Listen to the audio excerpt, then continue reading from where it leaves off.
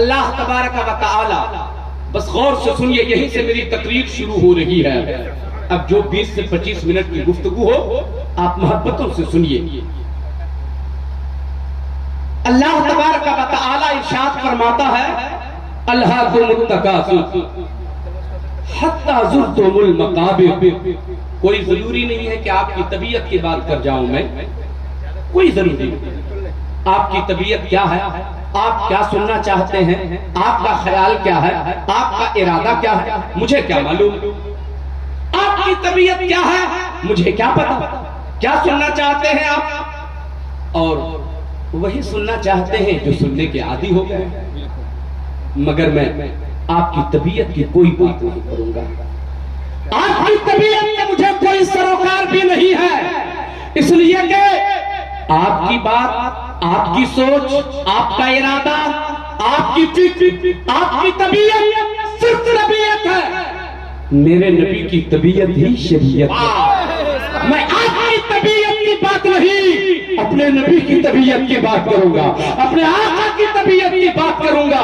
اللہ تبارک و تعالی ارشاد فرماتا ہے الہاکم التکاثر، کثرت مال کی طلب نے تجھے ہلاک کر دیا، مال کی زیادہ طلبی نے تجھے ہلاک کر دیا، یہاں تک کہ تم قبروں میں جا پہنچے، تم قبر میں جا پہنچے۔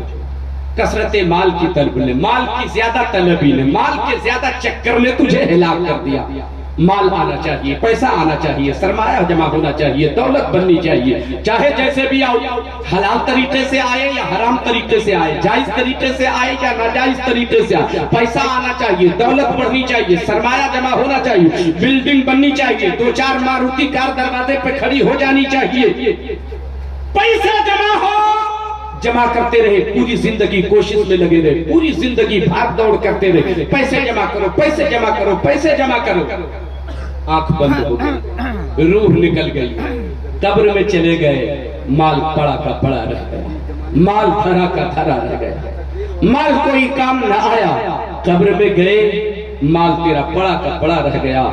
حضرات شاید آپ نے یہ سوچا ہو چلو محنت کرو، پسینے بہاؤ، پیسے جمع کرو، شاید یہ دولت میرے بچوں کے کام آئے، تیرے بچے بھی اسی راہ پہ چل پڑے، نہ جائز دیکھتا نہ ناجائز دیکھتا، نہ حلال دیکھتا نہ حرام دیکھتا، غصب کر کے لوگوں سے جھوٹ بول کر فریب دے کر ناجائز طریقے سے مال جمع کرتا رہا۔ کچھ ہی دن گزرے تھے، بچوں کی بھی روح نکل گئی، وہ بھی قبر میں پہنچ گیا، مال پڑا کا پڑا رہ گیا، مال دھرا کا دھرا رہ گیا۔ کثرت مال کی طلب نے تجھے ہلاک کر دیا۔ سب سے پہلا کام تو یہ ہونا ہے، ہمیں دیکھنا ہے ہم جو مال کما رہے ہیں وہ طریقہ صحیح ہے کہ نہیں ہے، اس طریقے سے آقا راضی ہے کہ نہیں ہے، اس رویے سے آقا راضی ہے کہ نہیں ہے۔ مگر ہم یہ نہیں دیکھتے مال کیسے آ رہا ہے، جائز طریقے سے یا ناجائز طریقے سے، حرام طریقے سے یا حلال طریقے سے۔ پیسے جمع ہونا چاہیے، دولت جمع ہونا چاہیے، جائیداد جمع ہونا چاہیے۔ اب غور سے سنیے، جو بات عرض کرنا چاہتا ہوں سچی بات کرتا ہوں پیارے مسلمانوں، دولت بڑھنی چاہیے، دولت بڑھتی ہے نا، سچ بات کر رہا ہوں میں۔ آپ بھی ذرا سا سماج کا جائزہ لیجئے گا، اپنے معاشرے کا، اپنے محلے کا، اپنی سوسائٹی کا آپ جائزہ لیجئے۔ دولت بڑھتی ہے، آدمی گناہوں کی طرف جانے لگتا ہے، دولت اور بڑھتی ہے، آدمی گناہوں کا عادی ہو جاتا ہے، دولت اور بڑھتی ہے، آدمی خطاؤں کا عادی ہو جاتا ہے، دولت اور بڑھتی ہے، آدمی شرابی ہو جاتا ہے، دولت اور بڑھتی ہے، آدمی جوے کا عادی ہو جاتا ہے، دولت اور بڑھتی ہے، آدمی فاحشہ کے اڈے پہ جانے لگتا ہے، دولت اور بڑھتی ہے، آدمی زنا کا عادی ہو جاتا ہے، دولت اور بڑھتی ہے، آدمی آوارہ ہو جاتا ہے، دولت اور بڑھتی ہے، ذہن میں عیاشی آ جاتی ہے، دولت بڑھتی چلی جاتی ہے، عیاشی بڑھتی چلی جاتی ہے، آوارگی بڑھتی چلی جاتی ہے، گناہ زیادہ ہونے لگتے ہیں۔ ایک آدمی جو 5 وقتہ نماز کا عادی تھا، اب وہ کیا ہوا، مال تجارت لے کے نکلا، تجارت کا سامان بڑھتا چلا جاتا ہے، کاروبار پھیلتے چلے جا رہے ہیں، دھیرے دھیرے فجر کی نماز غائب ہو رہی ہے، تھوڑے دنوں کے بعد دولت اور بڑھ گئی تو ظہر کی نماز بھی غائب ہو رہی ہے، پھر اور دولت تھوڑی بڑھ گئی، عصر بھی غائب ہونے لگی ہے، اور تھوڑی دولت بڑھ گئی، مغرب کی بھی نماز قضا ہونے لگی ہے۔ دھیرے دھیرے اس دولت نے آپ کو سجدے سے دور کر دیا، دولت نے آپ کو خدا کی رحمتوں سے دور کر دیا، دولت نے آپ کو سجدے سے دور کر دیا، دولت نے آپ کو مسجد سے دور کر دیا۔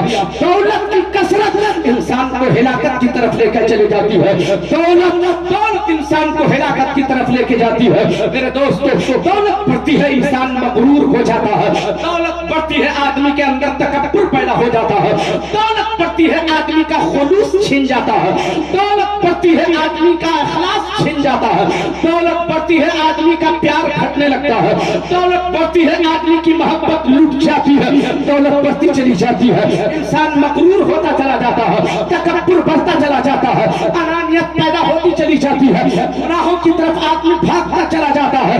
دولت بڑھتی ہے، غور سے میں نے جملے سننا، دولت بڑھتی ہے آدمی گنہگار ہوتا ہے، دولت بڑھتی ہے آدمی خطاؤں کا عادی ہوتا ہے، دولت بڑھتی ہے آدمی مغرور ہوتا ہے۔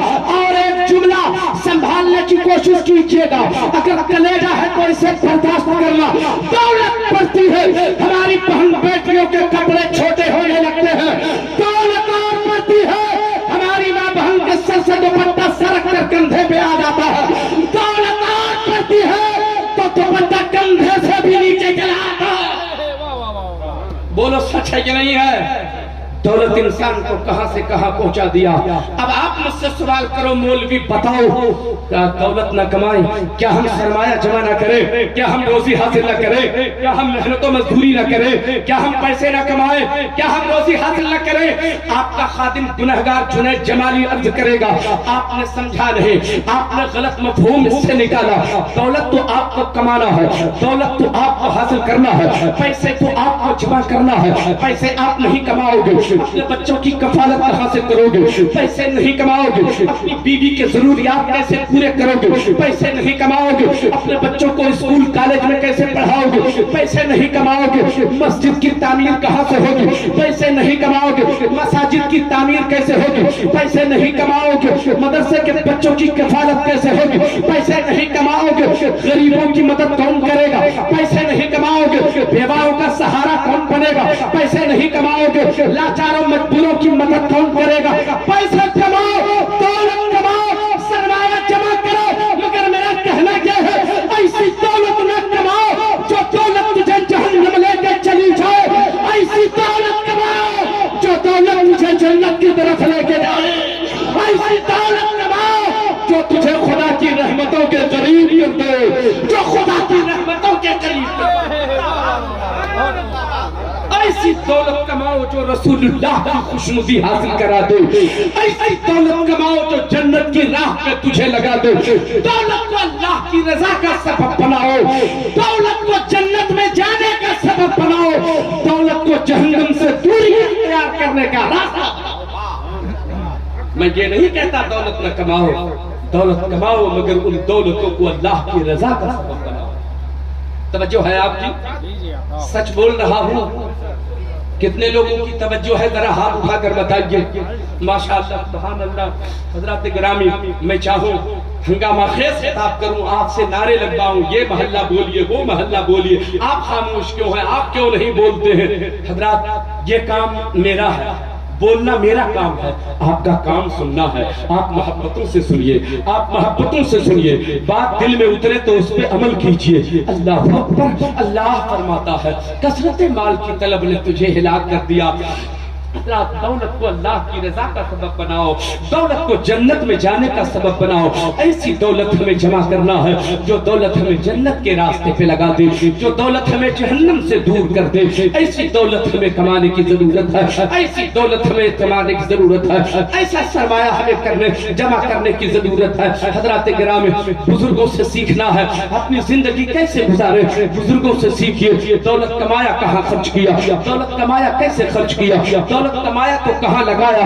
ایسی دولت جو رسول اللہ کی رضا حاصل کرا دے، رسول اللہ کی خوشنودی حاصل کرا دے، دولت کو راہ خدا میں پیش کر کے رسول اللہ کی خوشنودی حاصل کرو تو رسول اللہ کی دعائیں ملیں گی۔ سبحان اللہ۔ اور جسے نبی کی دعا مل جائے، نبی کی دعا جسے مل جائے، وہ مقدر کا دھنی ہوتا ہے، وہ مقدر کا سکندر ہوتا ہے۔ جسے رسول اللہ کی دعائیں مل جائے، سبحان اللہ، سبحان اللہ۔ ایک بات میں یہاں پہ رکھتا ہوں پیارے مسلمانوں، غور سے سنیے۔ اچھا ہماری ماں بہنوں کا بھی بڑا عجیب حال ہے، دولت کا غلط استعمال وہ بھی کرتی ہے، اور جب وہ دولت کا غلط استعمال کرتی ہے تو پھر وہ جہنم کی طرف جا رہی ہے۔ دولت کا استعمال غلط کب وہ کرتی ہے؟ جب ہمارے بھائی کماتے ہیں، اپنی بیوی کو خوش ہو کے 200-400 روپے دیتے ہیں، اور اگر کوئی زیادہ پیسے کماتا ہو تو مہینے میں خوش ہو کر کے اپنی بیوی کو 1000-2000 بھی دے دیا کرتے ہیں۔ ہماری ماں بہنیں پھر ان پیسوں کو لے کے کیا کرتی ہیں؟ ہماری ماں بہنیں یا تو اپنے شوہر سے پیسے پاتی ہے، یا تو میکے میں اپنے باپ سے پاتی ہے، یا تو پھر اپنے بھائی سے پاتی ہے۔ ان پیسوں کا غلط استعمال اس طریقے سے ہوتا ہے، آپ نے اختیار دیا، لو میں نے بچوں کا فی جمع کر دیا ہے اسکول میں، بجلی بل بھی میں نے چکا دیا ہے، کپڑے بھی بچوں کے بن گئے ہیں، راشن پانی بھی میں نے سارا لا دیا ہے، اب یہ خوشی سے تم کو میں نے دیا، تم اپنی مرضی سے جہاں چاہو خرچ کرو۔ میں عرض کرنا چاہتا ہوں ہماری ماں بہنیں کیا کرتی ہیں؟ ہماری ماں بہنیں ان پیسوں کو پانے کے بعد بازار جاتی ہے اور میک اپ کا سامان خرید کر لے آتی ہے، پھر وہ اپنے گھر میں بیٹھ کر بنتی سنورتی ہے، کسی میلے کا انتظار کرتی ہے، کوئی میلہ آئے تو اس میلے میں گھومنے کے لیے جائیں گے، کوئی شادی کی محفل ہو تو پھر ولیمہ کی دعوت پر ہم جائیں گے۔ بن سنور کے ہماری ماں بہنیں زلفیں لہراتے ہوئے جاتی ہے، اپنے بالوں کو سر سے اپنے بالوں کو بکھراتے ہوئے، زلفوں کو لہراتے ہوئے، سر سے دوپٹہ اور آنچل اتارے ہوئے شادی کی محفل میں جاتی ہے، تاکہ سماج کے لوگ جب میرے حسن کو دیکھیں تو اس بات کا چرچا ہو، فلاں کی بیٹی بڑی خوبصورت ہے، فلاں کی بیوی بڑی اچھی ہے، فلاں کی بہن بڑی اچھی ہے۔ میرے دوستوں اور بزرگوں، اپنی ماں بہنوں کو جا کر بتانا، ایک گنہگار فقیر مولوی آیا تھا جو بتا کے گیا ہے کہ ہماری ماں بہنوں کو پیسوں کا استعمال کیسے کرنا چاہیے۔ ہماری ماں بہنوں میں اگر آپ کہیں سے سن لگی ہو تو اس فقیر کے جملے یاد رکھنا، آپ کو اگر آپ کا ابا پیسہ دے، آپ کا بھائی پیسہ دے، آپ کا شوہر پیسہ دے، آپ جاؤ بازار ضرور جاؤ، میک اپ کے سامان خرید کے لاؤ، بنو ضرور بنو، سنورو اپنے آپ کو سجاؤ، مگر کسی اور کے لیے نہ سجانا، بن سنور کے سج کے اپنے گھر میں بیٹھ جانا، تو انتظار کرنا اپنے شوہر کا، شام کو میرا شوہر آئے گا، میں بن سنور کے بیٹھ جاتی ہوں، اب میرے شوہر کے گھر میں آنے کا وقت ہو گیا ہے، آئے گا میرا شوہر، میرا حسن دیکھے گا مجھ پہ لٹ جائے گا، آئے گا میرا شوہر مجھے دیکھے گا مجھ پہ نثار ہو جائے گا۔ خدا کی قسم اگر تم نے یہ نیت کر لی کہ ہمیں اپنا بنا سنگار صرف اور صرف اپنے شوہر کو دکھانا ہے، تو خدا کی قسم جیتے جی تیرا شوہر کسی غیر عورت پہ نظر نہیں ڈالے گا، زندگی بھر تیرا شوہر تیرا ہی حسن دیکھتا رہے گا، تیری ہی خوبصورتی پہ نظر ڈالتا۔ تم اپنے شوہر کے لیے بن سنور کے دکھاؤ، پھر دیکھنا تیرا شوہر گناہوں سے کیسے بچتا ہے، سارا پیار تیرے ہی لیے ہے، اور ہاں تیرے حسن کو دیکھنے کا حق صرف اور صرف تیرے شوہر کو حاصل ہے، ادھر ادھر جانے کی ضرورت نہیں ہے۔ تمہیں سنورنا ہے سنورو، تمہیں سجنا ہے سجو، مگر اپنے شوہر کے لیے سجو، اس لیے کہ حق اسی کو حاصل ہے کہ اپنے بیوی کا حسن کو دیکھے۔ حضرات گرامی، آج ہماری ماں بہنوں کا انہی پیسوں کے غلط استعمال کی وجہ سے پیسے آتے ہیں، مغرور ہو جاتی ہیں ہماری ماں بہنیں بھی، 2-4 ہزار روپے اگر ہاتھ لگ گئے نا تو پھر مت پوچھئے ان کی زندگی کا معمول بدل جاتا ہے۔ ہونا تو یہ چاہیے میری ماں بہنوں، غور سے میرے جملے سننا، اگر تیرا شوہر تجھے خوشی سے کچھ پیسے دے دے اور اس کے بعد وہ ڈیوٹی پر چلا جائے یا تجارت کرنے نکل جائے، اور اس کے جانے کے بعد اگر کوئی غریب نادار شخص، اگر کوئی لاچار مجبور شخص، اگر کوئی سوالی تیرے دروازے پر آ جائے تو شوہر کے گھر سے رخصت ہونے کے بعد اس سوالی کی جھولی میں چند روپے ڈال دو، اگر 200 دے کے گیا ہے 50 روپے اس کی جھولی میں ڈال دو، جو تیرے شوہر نے تجھے اپنی مرضی سے خرچ کرنے کے لیے دیا تھا ضرورت مند کی جھولی میں تم ڈال دو۔ شام کو تیرا شوہر جب گھر واپس آئے گا اپنی زندگی کی کہانی بتانا، دن بھر کی زندگی اس کے سمجھانا، آج اپنے دروازے پر آپ کے چلے جانے کے بعد ایک ضرورت مند آیا تھا، مجھے جو آپ نے اپنی مرضی سے خرچ کرنے کے لیے دیا تھا اسی میں سے 50 روپے نکال کر اس غریب کی جھولی میں نے ڈال دیا تھا۔ میری ماں بہنوں، خدا کی قسم جب تیرا شوہر اتنا سنا گا، کل تو 200 روپے تجھے دیا تھا، مگر جب بتاؤ کہ آپ کی غیر موجودگی میں ضرورت مند کی جھولی میں ڈالا تھا، کل تجھے وہ 500 روپے دے کے جائے گا، 500 روپے دے کے جائے گا۔ میری بیوی نے غلط جگہ پہ پیسے کا استعمال نہیں کیا ہے، خدا کی رضا کے لیے غریبوں کی مدد کیا۔ سبحان اللہ۔ اے میری ماں بہنوں، اپنی زلفوں کو مت لہرایا کرو، اپنے بالوں کو سنوار کے اسے پردے میں رکھو، تم خود پردے میں رہو، دکھاؤ مت کسی کو، بناؤ سنگار صرف اور صرف تیرے شوہر کے لیے ہونا چاہیے۔ آؤ میں ایک بات کہہ کے آگے بڑھنا چاہتا ہوں۔ ملکہ زبیدہ کا نام سنا ہوگا، ہارون رشید کی بیوی کا نام ملکہ زبیدہ ہے۔ ہارون رشید بادشاہ اتنی بڑی سلطنت کا بادشاہ تھا، بزرگوں نے کہا کہ سورج نکلتا بھی تھا ہارون رشید کی سلطنت میں اور ڈوبتا بھی تھا ہارون رشید کی سلطنت میں، اتنی بڑی سلطنت کا وہ بادشاہ تھا۔ ہارون رشید کی بیوی ملکہ زبیدہ، اللہ اکبر، وہ ملکہ زبیدہ، بتاؤ کیا اس کے پاس پیسے نہیں تھے؟ کیا اس کے پاس روپے نہیں تھے؟ ہارون رشید بھی اپنی خوشی سے اپنی بیوی کو دیتا ہوگا، اور جب وہ دیتا ہوگا تو وہ جمع کر کے رکھتی ہوگی۔ انہوں نے بغداد شریف سے لے کر مکہ شریف تک ایک نہر کھدوا دیا، بہت خطیر رقم اس میں لگایا، بہت بڑی دولت اس نہر کو کھدوانے میں لگایا۔ جو لوگ حج کرنے کے لیے گئے ہیں ان سے پوچھئے، آج بھی نہر زبیدہ کے نشانات موجود ہیں۔ حضرات گرامی، اتنی لمبی رقم اس میں خرچ کیا، نہر زبیدہ انہوں نے کھدوایا، مگر ہارون رشید سے ایک پیسے کا مطالبہ نہ کیا۔ آپ پوچھو زبیدہ سے، او زبیدہ بتاؤ اتنی موٹی رقم تم نے نہر کھدوانے میں کیوں لگایا؟ تو جواب دے دی، اس لیے کہ حاجی جب حج کرنے کے لیے جاتے وہ پیدل جایا کرتے تھے، اس وقت سواری کا انتظام نہیں تھا، جب دھوپ کی شدت ہوتی، گرمی سے بدن جلتا اور حاجیوں کو پیاس لگتی، وہ پھلا اٹھتا تھا، بڑا افسوس ہوتا تھا۔ میں نے یہ فیصلہ کیا حاجیوں کی پیاس بجھانے کے لیے نہر کھدوا دیا جائے، تاکہ جب حاجی کو پیاس لگے تو اسی نہر سے پیاس بجھائے۔ حاجی کی تو پیاس بجھے گی مگر زبیدہ کو اللہ کی رضا حاصل ہوگی، اللہ کی رضا حاصل ہوگی۔ سبحان اللہ، وہی ملکہ زبیدہ ہے، اپنے سر میں ایک روز دوپٹہ باندھ کر گھر میں بیٹھی ہوئی۔ غور سے سنیے، توجہ ہے آپ کی؟ کتنے لوگوں کی ہاتھ اٹھا کر بتائیے ذرا۔ سبحان اللہ، آپ محبت سے سن رہے ہیں، بس 2-4 منٹ اور سن لیجئے آپ محبتوں کے ساتھ، میں اپنی باتیں ختم کروں گا۔ حضرات گرامی، ملکہ زبیدہ دوپٹہ سر میں باندھ کر اپنے گھر میں بیٹھی ہوئی تھی۔ شام کو ہارون رشید آیا نا، دیکھا اپنی ملکہ کو، زبیدہ کو دیکھا سر میں دوپٹہ باندھ کر بیٹھی ہوئی ہے، کہا زبیدہ یہ کیا کر رکھا ہے تم نے؟ اتارو دوپٹہ سر سے، اس طریقے سے نہیں باندھا جاتا، اس طریقے سے عورت دوپٹہ نہیں باندھا کرتی، دوپٹہ سر سے اس طرح جو باندھے وہ اتارو۔ جیسے ہی دوپٹہ اتارا نا تو سر میں بال ہی نہیں ہے، سارے بال کو انہوں نے اتروا دیا ہے، سارے بال کو منڈوا دیا ہے، سارے بال کو سر سے اتروا دیا ہے، بالوں کو چھلوا دیا ہے۔ اتنا جو دیکھا ہارون رشید، آنکھیں اشکبار ہو جاتی ہیں، کلیجہ پھٹ جاتا ہے، رو رو کے عرض کرتا ہے، ملکہ زبیدہ کیا کر دیا تم نے؟ تیری زلفیں کتنی خوبصورت تھی، میں تیرے بالوں کو دیکھ دیکھ کے میں تجھ پہ لٹ جایا کرتا تھا، تجھ پر نثار ہو جایا کرتا تھا، تیری زلفیں بڑی خوبصورت تھی، تیری زلفوں کی وجہ سے تیرے حسن میں اور رنگ چڑھ جاتا تھا۔ اے زبیدہ یہ کیا کر دیا؟ اب تو تیرا حسن بھی دیکھنے کے قابل نہ رہا، زبیدہ کیوں ایسا کر دیا؟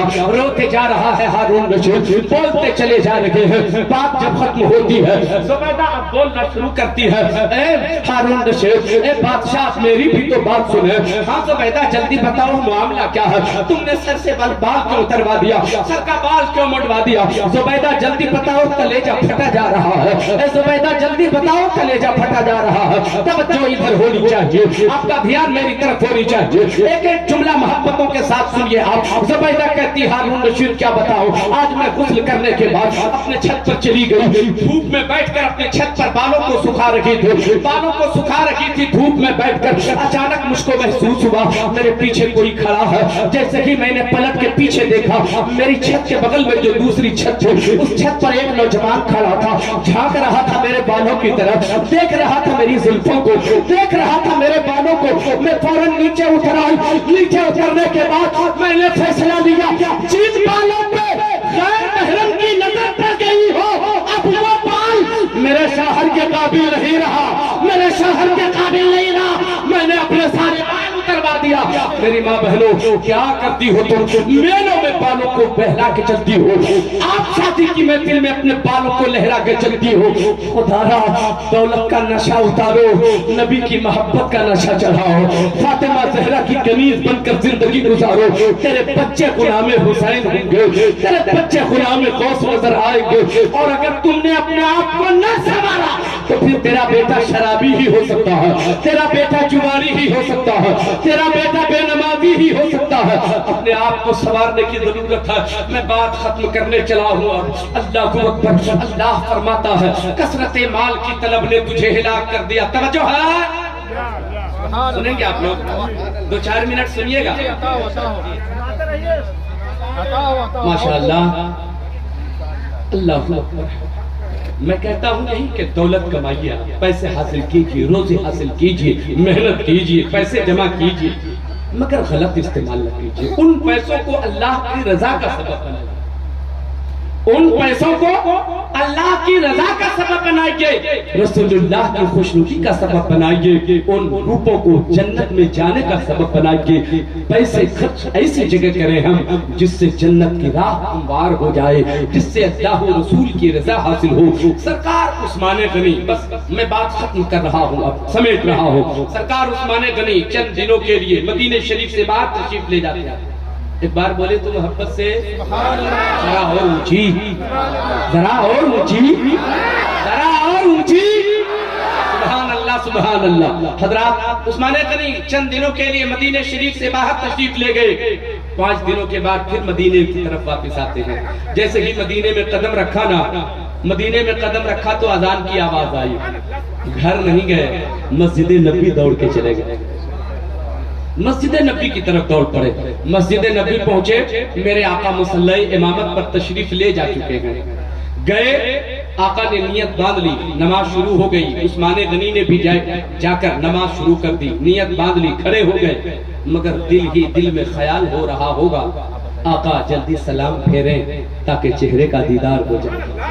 آقا سلام پھیریں تو چہرے نور کی زیارت ہو جائے۔ کئی دنوں سے دیکھا نہیں تھا نا آقا کی زیارت، کئی دنوں سے کی نہیں تھی نا، نظریں بے چین تھی، نظریں بے تاب تھی آقا کے چہرے کی زیارت کے لیے۔ خیال تو یہی چل رہا ہوگا، آخرکار نماز مکمل ہوتی ہے۔ غور سے سنیے، نماز مکمل ہوتی ہے، جیسے ہی میرے آقا نے سلام پھیرا، السلام علیکم ورحمت اللہ، عثمان غنی نے چہرے نور کا دیدار کر لیا۔ دوسری طرف میرے آقا نے سلام پھیرا، عثمان غنی نے بھی دوسری طرف سلام پھیرا، مگر کلیجہ پھٹ گیا عثمان غنی کا، چیخ نکل گئی عثمان غنی کی۔ کیوں؟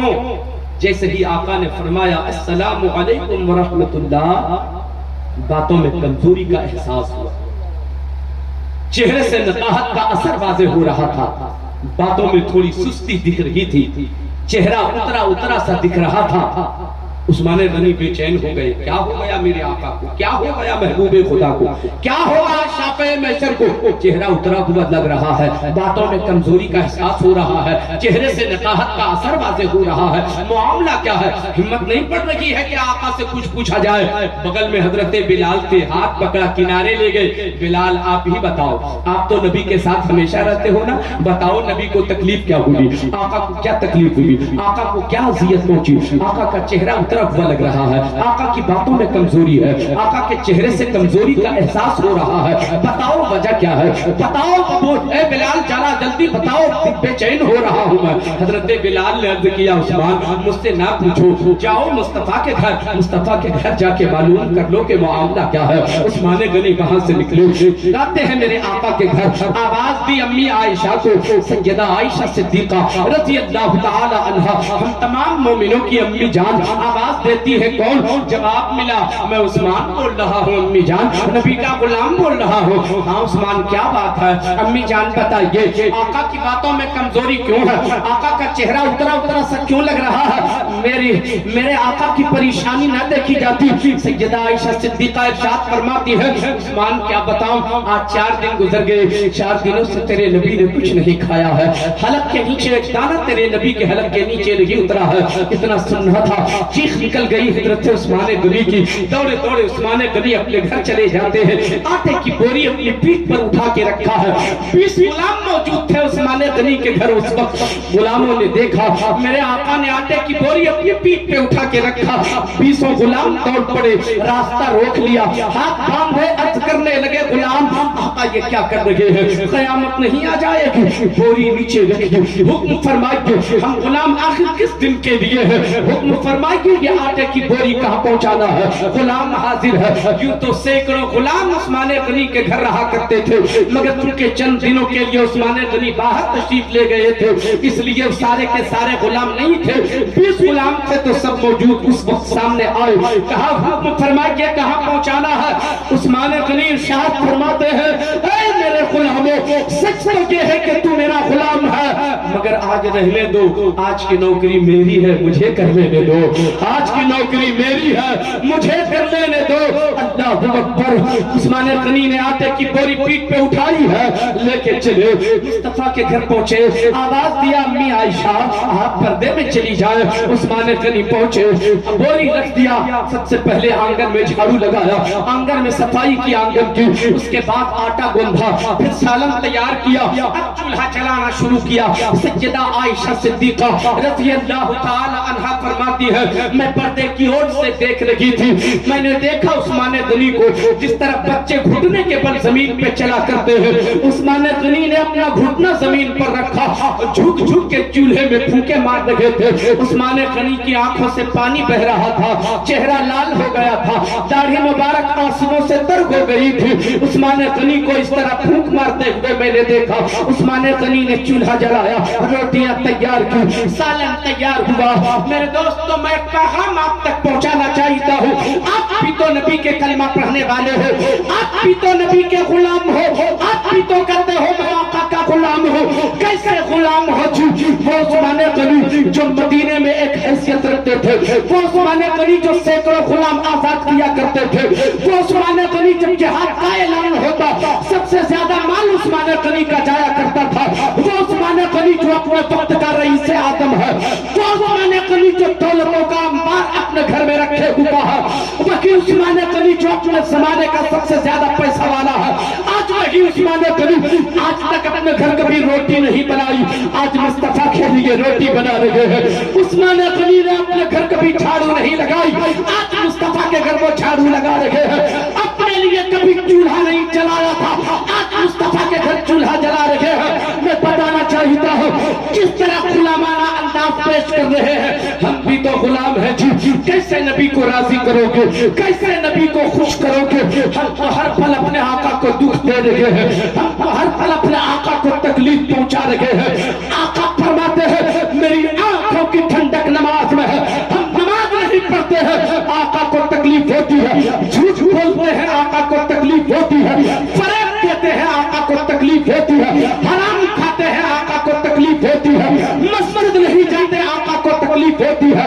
आओ अगर गुलाम हो तो गुलामी वाली जिंदगी गुजारो, हर पल नबी को राजी करने का रास्ता तैयार करो। कैसे आका को राजी करे? उस्मान गनी ने गुलामी का सबूत पेश किया, रोटियां तैयार किया, चूल्हा भी जलाया, सालन तैयार किया, रोटियां तैयार हो गई है, दस्तरखान बिछाया, रोटियां और सालन दस्तरखान पे रखा। मस्जिद नबवी दौड़ पर गए, अर्ज करते हैं हाथ बांधे या रसूल अल्लाह, थोड़ी देर के लिए घर नहीं चलते आका? मेरे आका समझ जाते हैं उस्मान मुझे घर जाने को क्यों कह रहे हैं। उस्मान गनी ने कहा आका थोड़ी देर के लिए घर चलते मेरे आका। मेरे आका उठे और मस्जिद नबी से चले, अपने हुजरे में पहुंचे। जब अपने घर पहुंचे, दस्तरखान बिछा हुआ था। उस्मान गनी अर्ज करते हैं या रसूल अल्लाह तशरीफ रखा जाए, या रसूल अल्लाह तनावुल फरमाया जाए।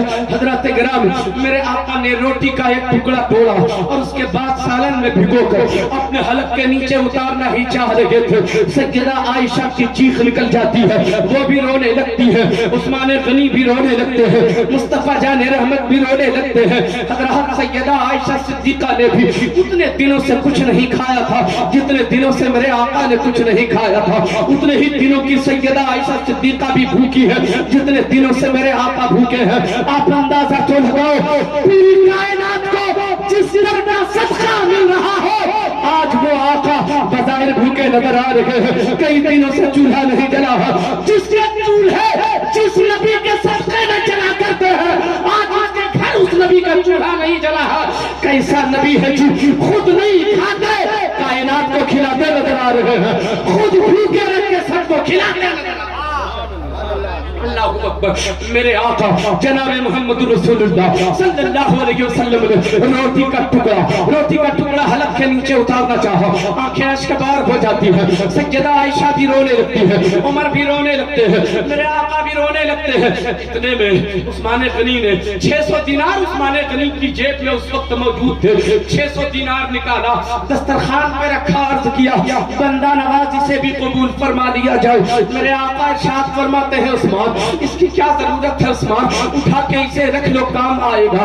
اللہ اکبر. عثمان عرض کرتے نہیں یا رسول اللہ اسے قبول فرما لیا جائے, 600 دینار ہے قبول فرما لیا جائے. میرے آقا فرماتے نہیں عثمان نہیں, اسے اٹھا کے رکھ لو. عثمان غنی باہر نکل جاتے ہیں روتے ہوئے, یہ کہہ کے نکل جاتے ہیں یا رسول اللہ قسم ہے اس رب ذوالجلال کی جس کے قبضہ و قدرت میں میری جان ہے, یا رسول اللہ ایسی دولت کو آگ لگا دوں گا جو مصطفیٰ کے کام نہ آئے, جو مصطفیٰ کے کام نہ آئے, ایسی دولت کو آگ لگا دوں گا. میرے دوستوں اور بزرگوں ذرا سوچ کے دیکھیں, دولت کماؤ, اللہ کی رضا حاصل کرو, اللہ کے رسول کی خوشنودی حاصل کرو. عثمان غنی یہ کہہ کے باہر تو چلے جاتے ہیں, اب رحمت والے ہاتھ اٹھ جاتے ہیں خدا کی بارگاہ میں, نبوت والا ہاتھ اٹھ جائے خدا کی بارگاہ میں.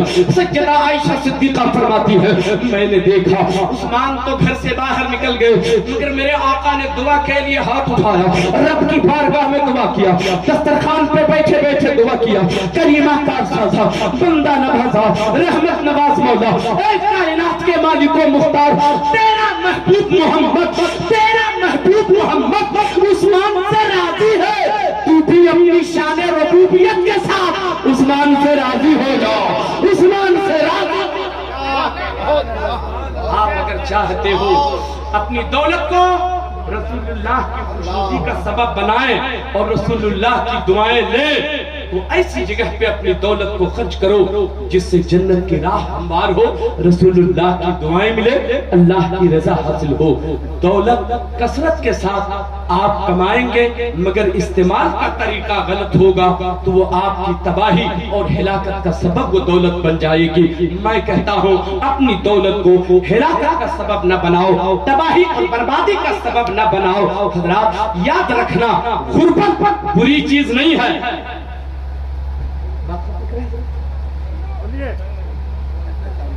جی ماشاءاللہ بات ختم کر رہا ہوں. غربت غریبی بری چیز نہیں ہے, پھٹے کپڑے پہننا برا نہیں, گنہگار ہونا برا ہے. پیبند لگے ہوئے کپڑے, پرانے کپڑے پہننا یہ عیب نہیں ہے, بے نمازی ہونا عیب ہے. میں آپ سے کہتا ہوں غربت کی زندگی ہی گزرے مگر ایک ایک لمحہ رسول اللہ کی سنتوں پہ عمل کر کے گزار دیا, سنتوں پہ عمل کر کے گزار دیا, اپنے کردار کو سنوار دیا, اپنے کیریکٹر کو بہتر بنائیے. حضرت عمر وقت کا شہنشاہ ہے, آدھی دنیا کا بادشاہ, عید کا دن ہے, چلے جا رہے ہیں مسجد نبوی, نماز عید کی امامت حضرت عمر کو کرنی ہے. راستے میں چلے جا رہے ہیں, پاؤں میں جوتا نہیں ہے, کسی نے دیکھ کے کہا عمر کیا کر رہے ہیں آپ, وقت کے بادشاہ ہیں, امیر المومنین ہیں, خلیفۃ المسلمین ہیں, وقت کے شہنشاہ, اور ننگے پاؤں آپ مسجد جا رہے ہیں, ابھی امامت فرمائیں گے آپ. عمر کا جواب سنیے, اللہ اللہ. حضرت عمر نے پلٹ کے جواب دیا ہاں جی, عمر کے پاؤں ننگے ہیں, عمر کا کردار ننگا نہیں ہے, عمر کا کیریکٹر ننگا نہیں ہے, عمر کا کردار ننگا نہیں ہے. میں آپ سے کہنا چاہتا ہوں پھٹے کپڑے پہن لو یہ اچھا ہے مگر نبی کو تکلیف دو یہ اچھا نہیں ہے, نبی کو دکھ دو یہ اچھا نہیں ہے. یا رسول اللہ ہم اس غربت کو کلیجے لگائیں گے جس غربت سے خدا کی رضا حاصل ہو جائے. آپ کی اجازت ہو تو 2 منٹ میں اور ایک بات کہہ دوں, میں صرف 2 منٹ, صرف 2 منٹ. آئے ہائے, نبی کی سنتوں پہ عمل کر کے زندگی گزارو. اللہ اللہ. وہی حضرت عمر ہے, وقت کا شہنشاہ ہے, خلیفۃ المسلمین ہے, ملک شام سے, یمن سے, چین سے اور بھی دوسرے ممالک سے لوگ ملاقات کرنے ملنے کے لیے حضرت عمر سے اس لیے آتے تھے کہ اسلام کا شہنشاہ خلیفۃ المسلمین ہے, مسلمانوں کا امیر ہے, بڑے اونچے منصب پہ, بڑے اونچے پوسٹ پہ آتے تھے. आते थे मिलने के लिए, भीड़ लगी रहती थी। उमर तख्त पे नहीं बैठते थे, सबके साथ जमीन पर बैठ जाते थे, सबके बीच बैठते। बड़े बड़े लोग होते, अमीर लोग होते, सफीर लोग होते, ताजिर लोग होते, सबके बैठ जाते, सबके साथ। कपड़े में पैबंद है, तहबंद में चिप्पियां लगी हुई है, कुर्ते में पैबंद है, फटे हुए कुर्ते में बैठ जाते। सहाबा को ये बात अच्छी नहीं लगती। तवज्जो है? कितने लोगों की? हाथ उठाकर जरा बताएं। बात खत्म कर रहा हूं मैं। कपड़े में पैबंद है, फटे हुए कपड़े हैं। उमर सबके साथ उसी हाल में बैठ जाते। सबको मालूम है ना कि ये बादशाह है, सबको पता है ये शहंशाह है, खलीफतुल मुस्लिमीन है, मगर फटे कपड़े में बैठ जाते थे, पैबंद लगे हुए कपड़े में सबके बीच बैठ जाते थे। सहाबा को ये बात अच्छी नहीं लगती। ये हमारा अमीर है जी, ये इस्लाम का शहंशाह है, ये वक्त का बादशाह है, खलीफतुल मुस्लिमीन है, ये यमन के लोग, चीन के लोग, शाम के लोग जब वापस जाएंगे तो क्या असर लेके जाएंगे? वहां जाके यही ना कहेगा मुसलमानों का बादशाह ऐसा था, ऐसा कपड़ा पहनता था, इस तरह रहता था, क्या असर लेके जाएंगे? अच्छा नहीं लगता सहाबा को। फैसला एक रोज मशवरा किया सारे सहाबा ने, काम करते हैं हम लोग उमर से ये बात कहते हैं कि आप कपड़े नए खरीदिए, अच्छे कपड़े में लोगों के बीच बैठा कीजिए। आप जो सबके साथ फटे कपड़े में बैठ जाते हैं, शाम के लोग, यमन के लोग, चीन के लोग रहा करते हैं, क्या असर लेके जाएंगे? बड़े बड़े लोग रहते हैं और सबके बीच आप फटे कपड़े में रह जाते हैं। मगर कौन कहेगा उमर से? तवज्जो तवज्जो, 2 मिनट की बात सुनिए, तवज्जो। कौन कहेगा ये बात उमर से कि आप कपड़े सिलवा लें? कौन कहेगा? पैसे हैं उमर के पास, वो गुर्बत का जमाना गुजरा था मेरे मुस्तफा का, बज़ाहिर अबू बकर सिद्दीक का जमाना गुर्बत का गुजरा था। अब तो पैसों की रेल पेल है, फतुहात के बाद माले गनीमत हाथ लगता है, उसमें उमर का भी हिस्सा होता है, उमर के पास पैसे भी हैं, फिर कपड़े क्यों नहीं पहनते? हम लोग कहेंगे मशवरा हो गया। अब लोगों ने मशवरा ये किया कि उमर से आखिर कहा कैसे जाए? कौन कहेगा कि आप कपड़ा सिलाइए, नए कपड़े में रहिए, फटे कपड़े में मत बैठिए? कौन कहेगा? अब किसी की हिम्मत ही नहीं पड़ रही है कि उमर से कहा जाए ऐसा, कोई तैयार ही नहीं। फिर ये मशवरा हुआ, एक काम करते हैं, उमर अली से बहुत मोहब्बत करते हैं और अली उमर से बहुत मोहब्बत करते हैं। मौला अली की कोई बात उमर ठुकराते नहीं है, हर बात मान लेते हैं। एक काम करते हैं, मौलाए कायनात को बुलाते हैं और उन्हीं से कहलवाते हैं ताकि वो इनकार ना कर सके। बुलाया गया मौला अली को, आए मौलाए कायनात, क्या बात है? अपनी बातें सहाबा ने रखा, अपनी राय पेश किया, अपना मशवरा सामने रखा, कहा देखिए सबके साथ रहते हैं, फटे कपड़े में बैठ जाते हैं, सबके साथ जमीन पर बैठ जाते हैं, बड़े बड़े सफीर लोग होते हैं और ये फटे पुराने कपड़े में बैठ जाया करते हैं। हजरात मेरे जुमले को याद रखिएगा, गुर्बत बुरी चीज नहीं है, गुनहगार होना बुरी चीज है। उमर कहा जाए, मौला अली आए ना, कहा सारी बातें सुना दिया। अली का जवाब सुनिए। मौला अली फरमाते हैं, ऐ नबी के सहाबियों, ये बात तो सच है, उमर मुझसे बहुत मोहब्बत करते हैं और मेरी हर बात मानते भी हैं, मगर खुदा के वास्ते मुझे माफ करो, ये बात उमर से मैं नहीं कह पाऊंगा, ये बात उमर से मैं नहीं कह पाऊंगा। तो ऐ मौला अली आप ही रहनुमाई फरमाइए, कौन कहेगा ये बात फिर उमर से? तो मौला अली फरमाते हैं, ये बात सिर्फ और सिर्फ हजरत आयशा सिद्दीका ही कह सकती है। उनके पास जाइए, उनके सामने ये शिकायत रखिए, वो बुलाएंगी इनको और बताएंगी, फिर वो नए कपड़े में आ जाएंगे। चुनांचे सहाबा गए सैयदा आयशा सिद्दीका के घर, आवाज दी, जवाब मिला कौन? कहा हम गुलामों का काफिला, हम नबी के गुलाम आए हैं, पर्दे में सैयदा आयशा सिद्दीका हैं, बताइए क्या बात है, किस लिए तशरीफ लाए हैं? सारी बातें बयान कर दी। सैयदा आयशा ने पैगाम भेजा उमर को, उमर सफीरों के बीच बैठे हुए थे, दौड़े वहां से चले, सैयदा आयशा के घर पहुंचे, दरवाजे पे पहुंच के आवाज दी, अम्मी आयशा देर तो नहीं हो गई उमर को आने में? उमर को आने में देर तो नहीं हो गई अम्मी जान? नहीं उमर देर नहीं हुई है, यूं तो अभी खबर भेजी थी, आप आ गए। अम्मी जल्दी बताइए अम्मी जान, बड़े बड़े लोगों को छोड़ के आया हूँ, बड़े बड़े सफीर मुस्लिम था, सबको छोड़ के आया हूँ, सब बैठे हुए हैं मेरे इंतजार में, मगर मुस्तफा के घर से बुलावा पहुंचा तो दौड़ के आ गया हूँ, जल्दी बताइए।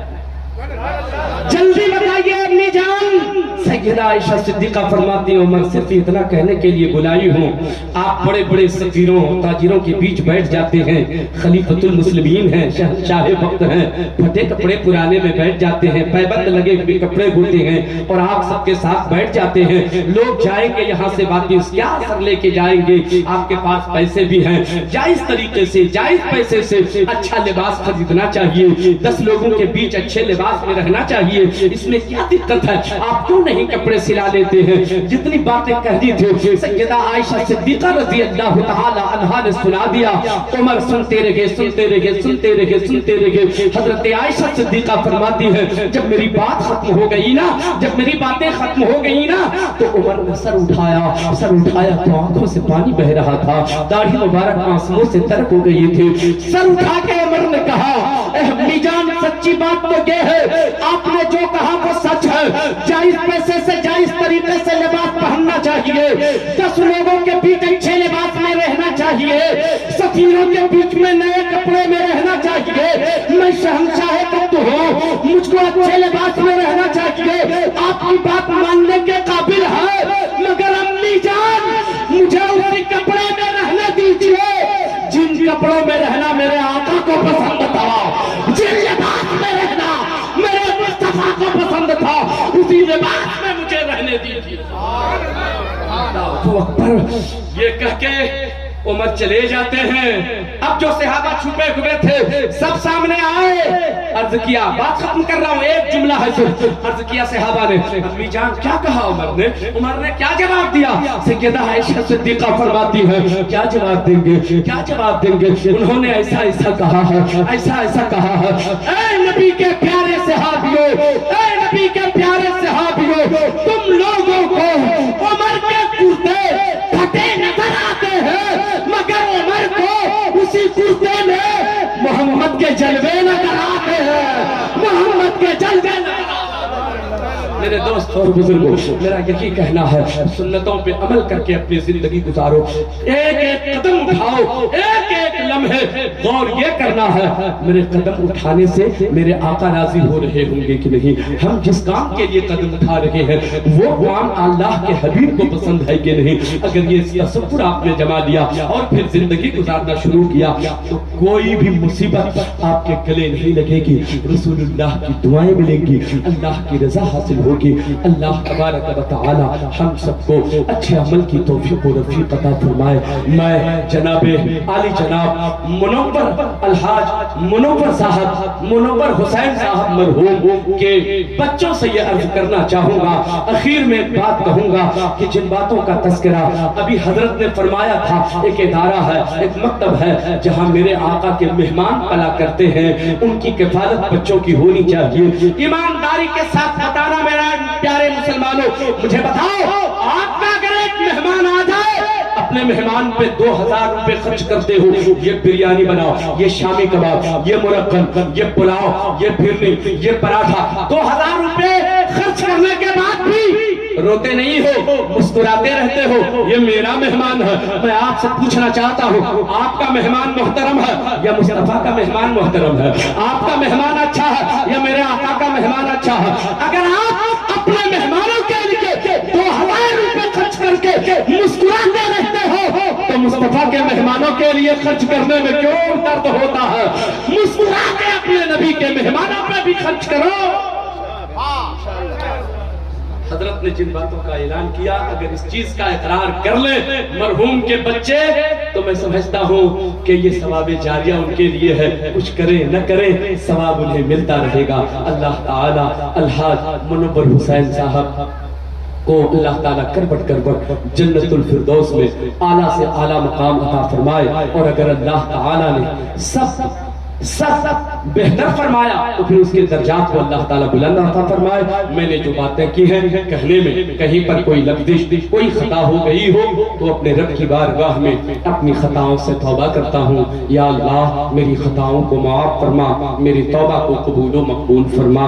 استغفر اللہ ربی من کل ذنب و اتوب الیہ۔ آپ بھی مل کر پڑھیے لا الہ الا اللہ محمد رسول اللہ صلی اللہ علیہ وسلم۔ السلام علیکم۔